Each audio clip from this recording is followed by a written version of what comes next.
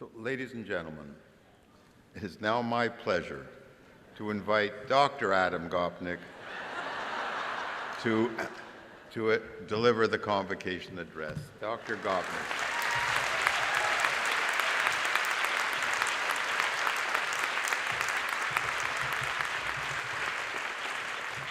As you can tell, calm indifference to this occasion is not my spirit today at all. I should add, as the principal was kind enough to say, that I come from a family of accomplished people, and my father and mother, I'm delighted, are here today.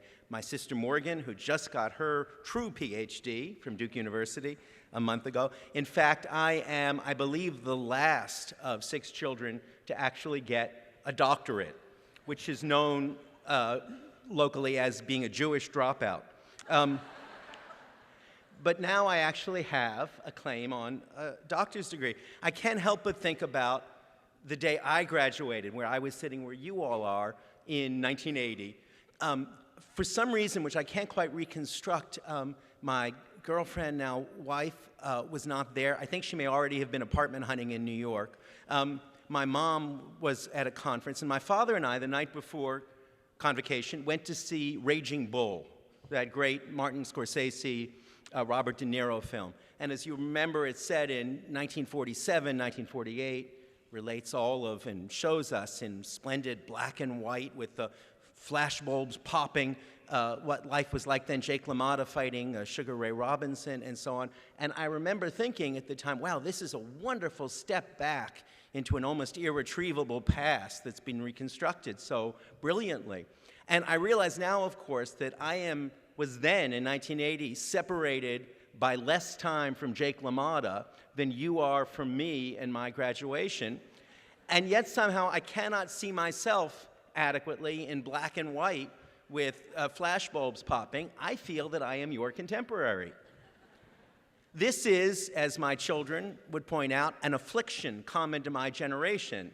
That is, we refuse to grow up, move past, and accept that we no longer understand popular music or dating ethics or anything else.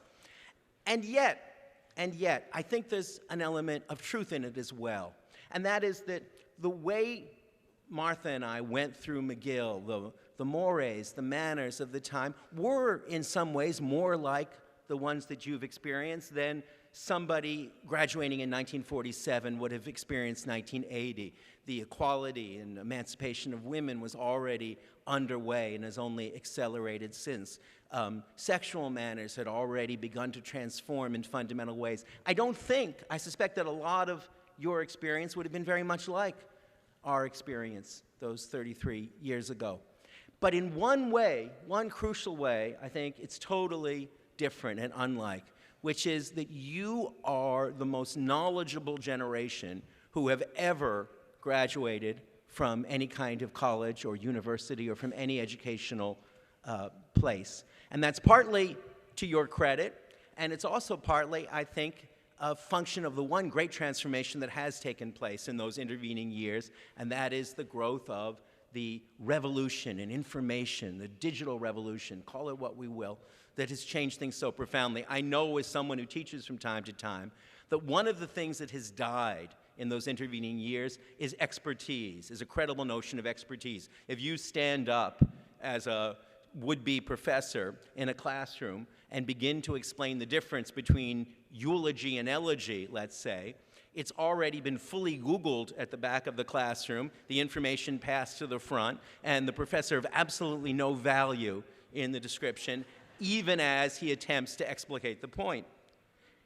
I think it's important. Expertise is dead. Expertise is dead. Expertise is available. Expertise is something that you all have to a much greater degree than any of us. So what's the point of education then? Education goes on. The principal just said, and I think it's profoundly true, that the university is maybe the greatest thing the people have ever invented. And the university, we think, is a place for education. But in an era when expertise is over, when that's not what we can offer you, what does the university offer us, including those of us who stand outside it? Well, I have a simple theory about what the university offers, and that is that the crucial things that happen at a university, that have happened to all of you, are not so much about the things you've achieved as about the things you've accomplished. And what do I mean by that? What's the difference? Well, of course you've had remarkable achievements. Everybody here has got a diploma. Everybody here is going to celebrate that achievement, and that's right. But I suspect it's right to do, and your parents should be enormously proud. And they've missed you more than you can possibly imagine, I say, as one whose first child is going off to college in the fall. You have no idea how hard a transition that has been. But I think, if my own experience is anything like yours, that what really matters, what really transformed your lives while you were here and will go on transforming your lives, are those accomplishments. When I think about my own time at McGill, it is many of the achievements were memorable, were good, but it was the accomplishments. It was learning to read French. It was for once in a physics class having some idea of what Einstein's theory of general relativity was about. Lasted for approximately 10 minutes, and I couldn't reconstruct it 10 minutes later or in the 30 years since. But I had some glimpse of it. It wasn't an achievement. I couldn't apply it. It wasn't something that I could use in a career. But it was an accomplishment. It made me feel that there was a possibility of mastery that lay outside for me.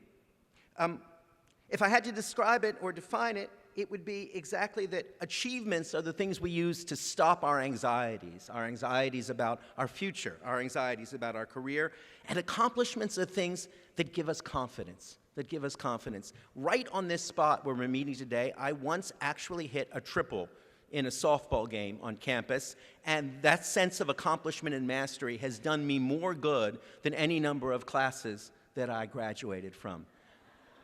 That sense that we're capable of doing things, we're capable of mastering things that are difficult, even if it's only once in a lifetime as a 160 hitter, those are the things, I think, that a university, by its principle of adjacency, of bringing many people of many different kinds together, can do in a way that no other institution can.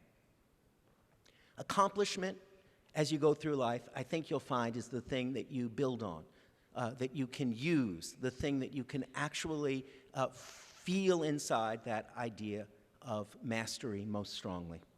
And a university is a place that, for all the achievements that it offers, also offers a kind of broader congress of accomplishment, which I think is central to it. And one last thing that I think I've learned in those intervening years that separate me and Jake LaMotta and you and me. And that's something that a wise friend of mine said, who just turned 80, and he said, you realize at 80 that everything is going to happen. Everything is going to happen. Everything that frightened you is going to happen. You're going to end up in a hospital, as he pointed out. But everything that frightened you in the other way is going to happen. You're going to be able to do the things, have the children, do the work, have the career that you never thought was possible. God knows I feel that way inside. And the one thing I feel is the essential accomplishment that you can make going forward, at least it's been for me, is exactly to make sure that since everything is going to happen anyway, make sure it happens to you.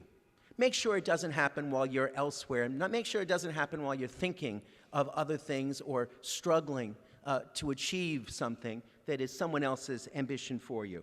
I think if there's one thing that every person on this platform, every person in the audience, every sad parent melancholically seeing you go off will tell you, it's they've never once regretted the things they did in life that were risky, scary, frightening, that involved some degree of enormous difficulty, some attempt at mastery. And they've always regretted the things they did just because they seemed available, possible, not too hard. I'm still making up in my life for all the accomplishments I didn't master sufficiently when I was a young guy in Montreal. The stuff that happens to you, let it happen to you, not just around you. And that really will be an achievement. Thanks so much.